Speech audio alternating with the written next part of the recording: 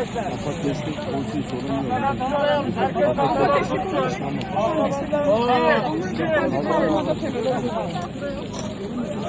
Arkadaşlar bırakıyoruz.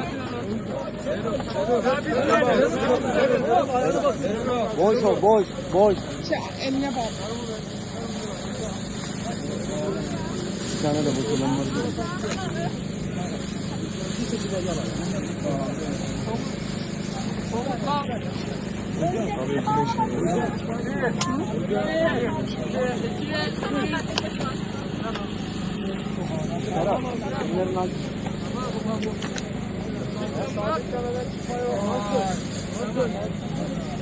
Oynatma kendini, tamam bak.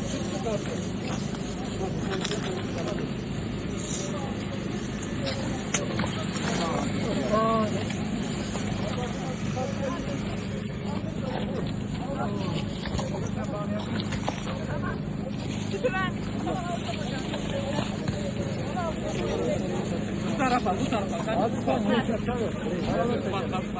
Hadi oksijen var ya.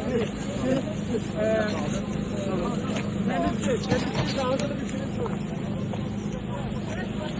Sen oradan bir tane. Al gel. O tarafa da mı?